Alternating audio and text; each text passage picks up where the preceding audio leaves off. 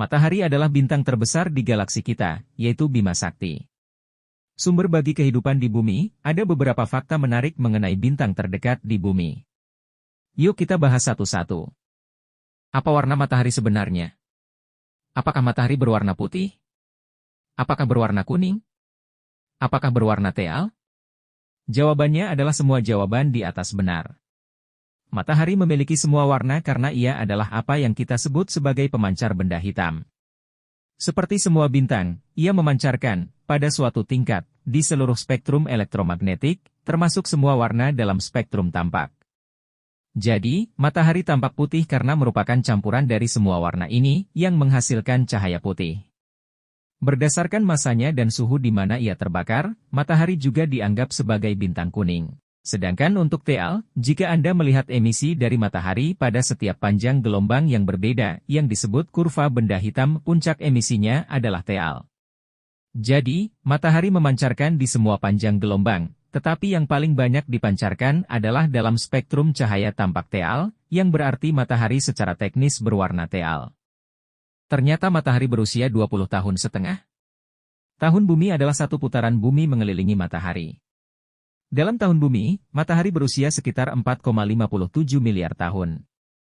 Sebaliknya, tahun galaksi adalah waktu yang dibutuhkan matahari untuk mengelilingi galaksi. Dalam hal tahun galaksi, matahari berusia sekitar 20 tahun setengah. Ini membuat saya tertawa sedikit karena kita sering membicarakan usia matahari dalam tahun bumi, padahal bumi belum ada ketika matahari lahir. Matahari menjadi lebih panas saat Anda menjauh darinya. Untuk memberi konteks, inti matahari memiliki suhu sekitar 15 juta derajat.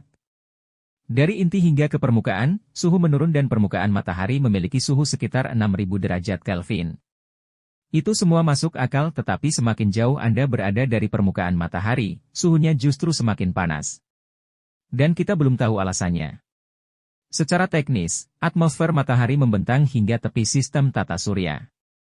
Namun, ada lapisan-lapisan di dalamnya. Kromosfer terletak dekat permukaan. Kemudian ada daerah transisi, korona, yang terlihat saat gerhana matahari total, dan sisa heliosfer. Daerah transisi adalah tempat suhu melonjak, dan suhu semakin meningkat saat Anda semakin menjauh, yang sangat aneh. Keanehan lainnya adalah, meskipun setiap partikel matahari di area tersebut memiliki suhu beberapa juta derajat, kepadatan di ruang angkasa sangat rendah sehingga Anda tetap akan membeku di sana. Terlalu banyak terpapar sinar matahari dapat membuat Anda terlihat lebih tua, bahkan jika Anda tidak terbakar. Seperti yang telah disebutkan sebelumnya, matahari memancarkan spektrum gelombang berbeda. Di bumi, kita relatif terlindungi karena atmosfer bumi menyerap sebagian besar radiasi ini. Namun, atmosfer memungkinkan cahaya ultraviolet menembus hingga tingkat tertentu. Radiasi UVA dengan energi lebih rendah dapat menembus, begitu pula dengan radiasi UVB yang sedikit lebih tinggi energinya. Sinar UVC juga menembus sampai batas tertentu, di atmosfer yang sangat tinggi. Radiasi UVB adalah penyebab terjadinya kulit terbakar akibat matahari. UVA tidak menyebabkan kulit terbakar, tetapi dapat merusak DNA di kulit Anda dan tetap menyebabkan penuaan kulit. Kedua jenis sinar ini dapat berkontribusi pada risiko kanker kulit. Jadi, gunakan tabir surya bahkan jika Anda tidak terbakar, dan pastikan untuk menggunakan yang memiliki spektrum luas, yang berarti melindungi dari radiasi UVA dan UVB.